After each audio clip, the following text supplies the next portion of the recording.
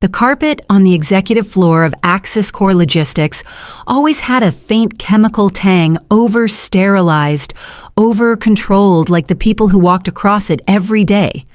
I stepped out of the elevator one final time, the cool handle of the black suitcase firm in my grasp, and moved forward with the deliberate poise of someone who had stopped pretending to be smaller than she was.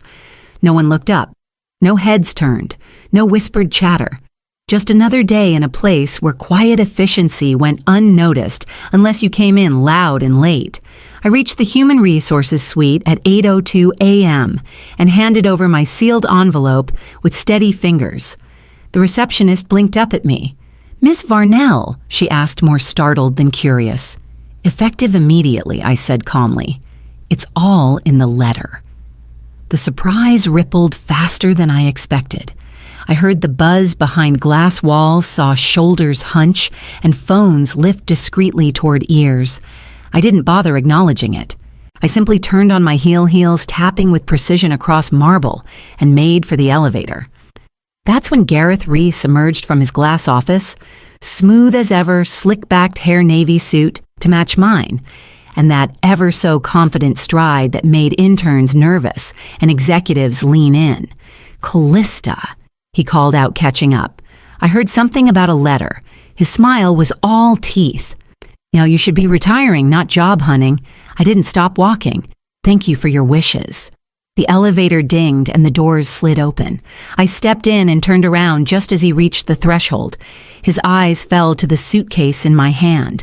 "What's in there?" I tilted my head slightly, met his gaze without blinking. "The future you thought you owned."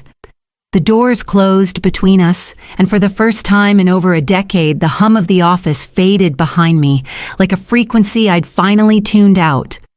I wasn't walking away from Axis Core. I was stepping into the part of the story I had written myself, and the part he never saw coming. It didn't happen all at once, this slow erasure of self. It began as a quiet agreement I never signed, just a shared silence. The first time Gareth took credit for my framework, I laughed it off. "We're a team," I told myself. "He presents, I build. Two halves of a whole." That was 13 years ago. I remember the moment Mimic Chain first stabilized 3 a.m, my office light the only one still burning. It was still called Shadow Grid back then.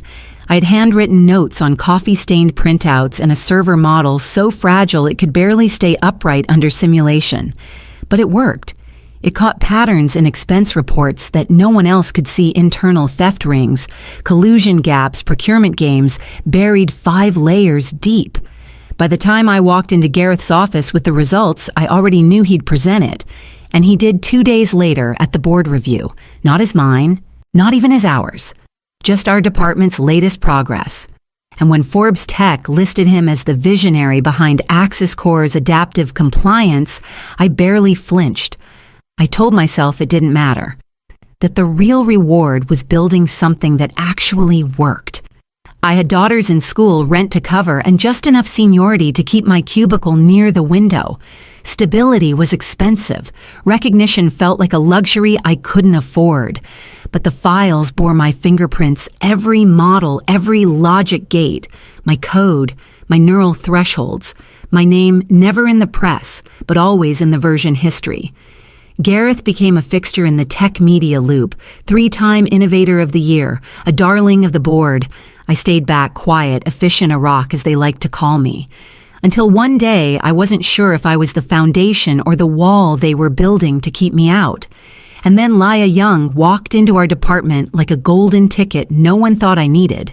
It happened on a Thursday, late afternoon. I wasn't looking for anything, just cross-referencing revision logs for a quarterly audit, when I noticed Gareth's draft folder blinking open on the shared compliance drive. He must have left it unlocked after his last review meeting. Most of it was the usual fluff, boilerplate language, recycled charts. But one subject line caught my eye: DEF CON proposal. Final narrative. I hesitated, then clicked. 3 paragraphs in, I stopped breathing. The figures listed were doctored, cleaned versions of reports that were flagged internally just weeks before. I knew because I'd written the original flags myself, but there they were, purged, manipulated, and rewritten to show a flawless compliance history. Polished just enough to pass government contract standards. Worse than the edit was the note at the bottom, a single line copied to the CEO. Callista's technical work is good, but at her age she lacks adaptability. Will sunset her role in Q3. Sunset. Not reassigned, not promoted. Sunset. I stared at the phrase until it stopped making sense.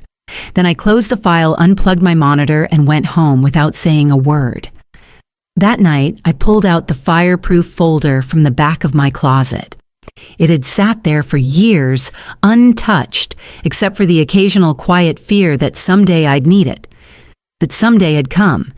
Inside were my backups off-site repositories of every original mimic chain structure, my printouts annotated in my handwriting, side-by-side comparisons of Gareth's plagiarized summaries. There were emails, too, ones he'd forwarded as his own, word for word. I had the originals, the timestamps, the unedited drafts, and at the bottom, a small unlabeled silver thumb drive. True Chain Alpha, Varnell only, the pre-mimic architecture, the one I never submitted to Axis Core's internal system. I cleared my kitchen table, laid everything out, and began sorting, by version, by date, by signature. Not out of panic, but precision. They'd forgotten I was the one who built the systems that caught liars, and now I was preparing to use them on the one man who thought he could rewrite me out of the story. Revenge never interested me, not the kind that ends in drama or desk flipping or long cathartic monologues. What I wanted was insurance. A guarantee that Gareth couldn't bury me quietly, couldn't smear my name in a last desperate grab at control. I didn't need him to fall. I just needed him to know he couldn't push me anymore. So I encrypted everything, each folder, each file. I assembled a digital package that mirrored the contents of my suitcase code. Trees, source logs, internal audit trails, and a meticulous timeline mapping my private builds to Axis Core's so-called innovations. It was clean, verifiable, impossible to explain away. Then I uploaded the archive to the Federal Procurement Fraud Reporting Portal, the secure government channel that handles whistleblower submissions. But I didn't hit send. Not yet. I scheduled a timer instead, 72 hours. If I didn't cancel the submission, it would dispatch automatically. And if anything happened to me or to the data, it would still land exactly where it needed to. I printed the confirmation page, folded it, and slipped it into a side pocket of the suitcase.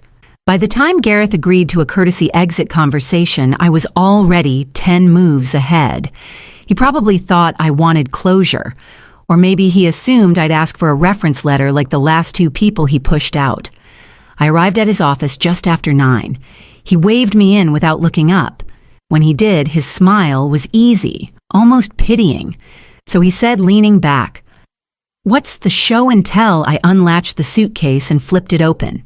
Inside printouts of mimicked code fragments, USB drives, labeled by version A, transcript of our flagged Zoom calls, a burned disk with time-stamped voice memos, and 5 internal compliance logs with his initials altered in the metadata. He blinked. His hand hovered above one folder. "This doesn't mean anything." "It already does," I said, "especially the copy I sent to the Inspector General." His posture stiffened the first crack, breaking through his practiced confidence. And as I closed the case gently with the kind of care you show something explosive, I could tell he finally realized I wasn't bluffing. He tried to recover, of course.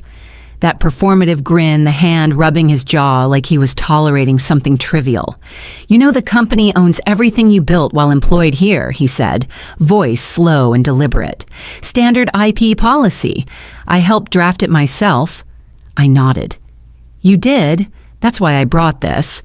From the folder, I slid a marked-up copy of Axis Core's 2015 internal policy revisions. His signature sat at the bottom of every page, clean and undeniable.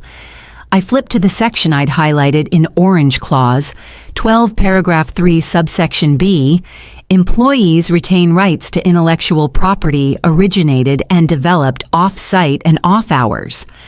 I read aloud provided such work does not incorporate proprietary internal resources or confidential client data. He leaned forward, trying to get ahead of what he already knew was coming. That clause was meant for passion projects' weekend tinkering, not commercial systems. Exactly, I said. And here are the time logs. Another folder. My exported GET commits, matched to my home IP address, annotated and validated against Access Core's own submission timestamps. My early frameworks were uploaded 3 weeks before I even submitted the sanitized versions to the internal repository. I could see the precise moment his confidence faltered. It wasn't loud, just a twitch at the corner of his mouth, a pause in his blinking, a shallower breath. I slid the final sheet across the desk. It was a company-wide email from Gareth himself, sent in 2017. Encouraging innovation beyond the 9 to 5 is how we grow. I raised my eyes and locked onto his. You encouraged it. You signed it. You built a policy assuming no one under you would be smart enough or careful enough to use it. He tried to speak, but the words didn't land. I sat back, hands folded, letting the silence do the work. He knew what came next, and I wasn't done laying the foundation. I stood smoothing the front of my blazer with deliberate care. The suitcase was already shut and locked again, resting quietly against the leg of his glass desk like a sealed confession. As I turned toward the door, I paused just long enough to glance back. You might want to check the backup server metadata, I said softly. I left you something. Gareth's brows drew tight. What the hell does that mean? But I didn't answer. I walked out, the soft click of my heels on the polished floor, the only sound in the sudden hush of his office. He'd check it, of course. I knew him. Knew the way he panicked beneath the surface. And when he did, when he combed through the mirrored backups looking for something to erase, he'd find it. A line buried in the core logs of the Mimic Chain Alpha environment. Plain text, unencrypted, nestled in the audit trail timestamp. The architecture remembers who wrote it. And even if he deleted it, even if he scrubbed the live system clean, the copy already uploaded to the Inspector General's archive had been sealed and watermarked at 9:04 a.m. this morning. Immutable. Verified. The system wouldn't forget, and now neither could he. As I stepped into the corridor, the weight on my shoulders didn't disappear, but it shifted, redistributed itself into something steadier, sharper. I turned the corner near the elevator and nearly collided with one of the junior interns, Mira, I thought her name was. She stepped back quickly, eyes wide, but not from surprise. From recognition. Miss Varnell. She whispered, then quieter still, thank you. It stopped me not in confusion, but in something closer to realization. I had always assumed I was working in the dark, that no one noticed who wrote the code, who caught the holes, who stayed late, and kept the systems honest. But Mira's eyes said otherwise. They'd been watching. Not everyone, maybe, but enough. I gave her a small nod and stepped into the elevator. Gareth was behind me. But something else was beginning to rise in the gaps he'd never filled. The Pacifica Tech Summit was always Gareth's playground. It had the right mix of tech executives, mid-tier journalists, and just enough policy advisors to make him feel consequential. He thrived in spaces where vocabulary could outrun understanding, where jargon became camouflage, and performance passed for knowledge. I hadn't planned to attend, but when the morning panel wrapped early and someone handed me a last-minute gallery pass, I found myself slipping quietly into the back row. I didn't wear my badge. I didn't need to. Gareth took the stage with his usual polish. Same crisp suit, same disarming smirk, same slow pacing as if each sentence deserved applause. Behind him, a slide deck blinked open with the title, Intent Fraud Prediction in Dynamic Architectures. He launched into it smoothly enough. Phrases like, Multi-vector filtration and neural anchoring systems peppered his talk, each one more hollow than the last. Then the questions started. A woman with a soft accent and a firm voice stood near the middle tier. Her badge read, MIT, Applied Systems. Mr. Reese, she said, can you walk us through the noise filtration layers your engine uses during live intake? He froze. We use, he said, buying time synthetic thresholds, adaptive logic based on variable signals. Murmurs fluttered across the room like a change in air pressure. Before anyone could cover the silence, another voice cut clean through the noise. Perhaps Ms. Varnell can explain, the voice said, since it's her work. Gareth blinked. Heads turned. A few gasped. Dr. Lucia Halberd rose from the second row, a former FTC advisor, a woman not easily impressed or fooled. I've reviewed the structures, she said. Gareth Reese didn't build these. Callista Varnell did. For a second, I thought he might laugh, try to spin it. But nothing came. Just a shallow breath and a flash of panic behind his eyes. The silence that followed wasn't stunned. It was confirming. And as the eyes in the room began to shift toward the back row, I stood up quietly, adjusted my blazer, and began walking toward the aisle. The silence wasn't waiting for Gareth to recover. It was waiting for something else, or someone. My feet moved before I made the decision. Down the aisle, past stunned faces and parted rows. The room shifted with me slowly, like a tide caught off guard by a sudden current. I stepped up to the podium. Gareth stood frozen to the side, hands clasped too tightly. His smile dropped somewhere between the stage and the truth. I adjusted the mic. My name is Callista Varnell, I said evenly, my voice steadier than I expected. And for 13 years, I built the logic that powers Axis Corps' fraud detection systems, including the model you just heard misrepresented. No one interrupted. I pulled my tablet from my bag, opened the simulation module, and mirrored it to the overhead screen. This, I continued, is a real-time view of the adaptive pattern engine. The filtration layers Dr. Halberd asked about, they're right here. I highlighted them with a tap. They isolate behavioral anomalies within financial input clusters using what I termed a lateral trace mask. I moved through each layer diagram by diagram, showed the entropy calibration, the self-regulating error, sweep the recursive bypass failsafe I'd hand-coded into the early builds. When the first question came, it wasn't gentle. How did you account for conditional loops in dual-tier prediction models? We seeded entropic variance into the secondary model. Every 49 hours, I answered. Unless verified by external triggers, it resets to baseline. The next question came faster, and then another. I answered each one clearly, precisely. No memorized phrases, no buzzwords, just the language of someone who understood her own work. Applause broke out from the left, then the middle, then the balcony. It built in waves, loud and rising, until even the moderators were clapping. I took a step back, not smiling, not basking, just rooted. Because the moment was never about being seen, it was about finally standing in my own name. And as I turned toward the wings, I saw Gareth still there, but no one was looking at him anymore. The fallout came quickly. Axis Corps stock took its first hit the day after the summit. Investors pulled back, citing integrity concerns. By the end of the week, Gareth had been removed pending investigation. The CTO stepped down quietly, a footnote in the press release. Internal audits began. External ones followed. I didn't watch it unfold with satisfaction, just clarity. By the second week, I was already drafting the charter for Safe Shade Analytics, a firm built on everything Axis Corps had ignored: transparency, protection, and recognition. Within days of our registration, I received 3 invitations to consult on federal compliance restructuring.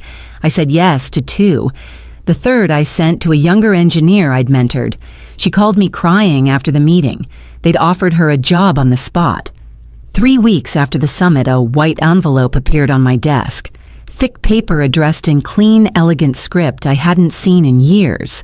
It was from Gareth. No return address, no email follow-up. Just a few handwritten lines in black ink. You gave me a career I didn't deserve. You were always the light. I only cast shadows. I'm sorry. I read it once. No anger, no satisfaction, just a quiet exhale like closing a book you no longer needed to keep reading. I slid the letter into the bottom drawer of my desk underneath old field notes from Mimic Chain's earliest phase, the pages I once scribbled on napkins and kept in a shoebox under my bed. That felt like a lifetime ago. Maybe it was. I didn't need Gareth's apology. Not because I hadn't wanted it once, but because I no longer required his recognition to measure my worth. By the time I closed the drawer, the team in the next room was already preparing the Torchlight prototype for its first external demo. My name was on every line of code, every system log, every filing. This time, no one would need to ask who built it. 6 months after the summit, we launched Torchlight. It was a quiet launch by industry standards, no fireworks, no overproduced videos, with abstract metaphors about trust and security. Just a simple demo streamed live, followed by a Q&A with the engineers who actually built it. Our AI's accuracy landed at 98.7% in early trials. More than a number, it was proof. Proof that systems built without ego ran cleaner. That code born from integrity didn't need theatrics to impress. That truth could be designed into the foundation of things.